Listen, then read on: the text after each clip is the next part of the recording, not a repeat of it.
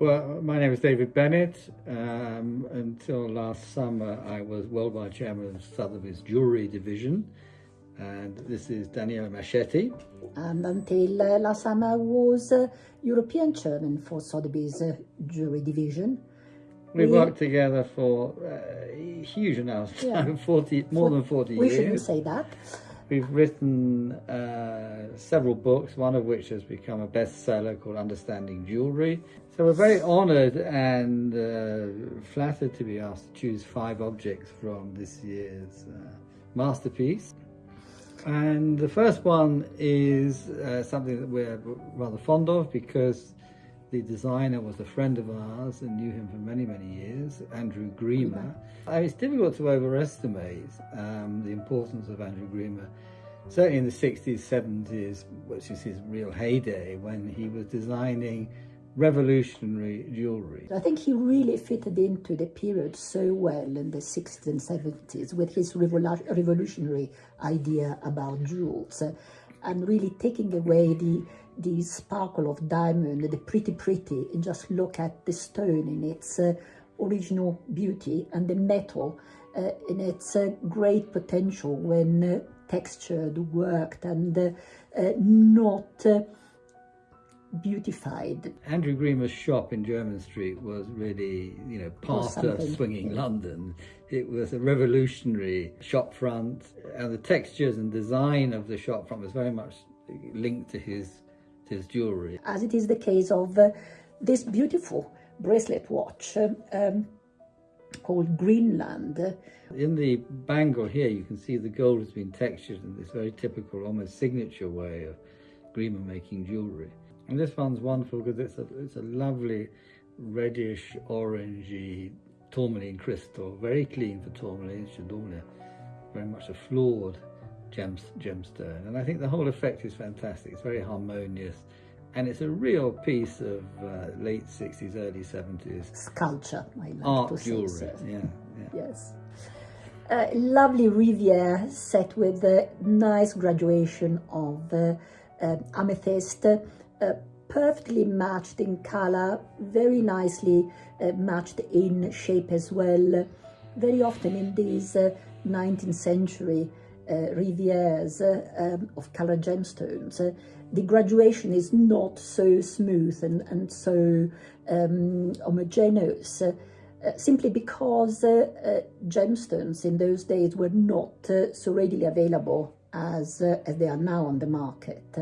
So very often jewelers had to do with what was available.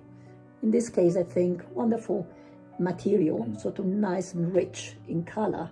A Riviere is a way of making a necklace which is basically a line of graduated gemstones.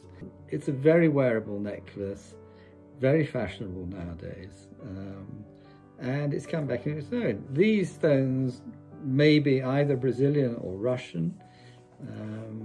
In the early part of the 19th century, it was associated the finest amethyst coming from Russia. But Brazil quickly in the 19th century took over. Yeah. This necklace would be absolutely perfect to be worn today. And as I'm a great lover of color, I wouldn't put it on black or white. I would just put it on red or orange, just to have a nice contrast. So the third jewel we've chosen is this beautiful turquoise, sapphire and diamond butterfly brooch by Van Cleef & Arpels, dated in the early 1950s. What's interesting about it, it has all the features of this new design of post-war jewellery. And so during the 1940s, jewellers began to experiment quite widely with coloured stones and gold. Coloured stones were restricted during the war because of the shipping and everything else. So here you have 2 stones that would not have been associated together, the blue of sapphire and the blue of turquoise.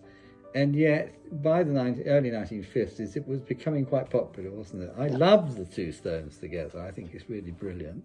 And what you said, the contrast of color, what is very good in this brooch is that the turquoise still retain the turquoise blue color. They haven't been, sort of changed color. They haven't turned greenish, as sometimes it is the case with the turquoises that have been touched and loved too much by the owner. Turquoise tend to absorb all the oil from the skin and change color. Is a beautiful diamond brooch designed as a feather by La Cloche Frere. But this is a very beautiful brooch because it has this wonderful movement to it. This is the product of the time, perfectly fitting into what was fashionable in jewelry in the very late 20s and early 30s, completely white jewels, entirely set with diamonds. And I love the way that these little tips of the feather curl in a sort of asymmetrical and it's quite informal in some ways. Informal, that was the word I was searching, informal way. Fifth item we've chosen is this carved ruby, emerald and diamond giardinetto brooch by Mauboussin. When you think of French Art Deco jewellery, one of the great names that comes to mind is Mauboussin, and particularly for using this very fashionable at this period, these carved emeralds, rubies and often sapphires, which were being brought back from Jaipur principally, but from Rajasthan in India, and incorporated into jewellery. The first, and of course the most famous interpreter of these things was Jacques Cartier.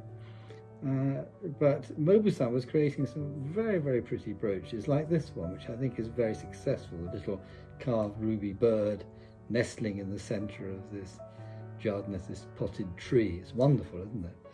I love the touch of the black enamel. You can hardly see it, but it gives almost a third dimension to a completely flat, bidimensional jewel.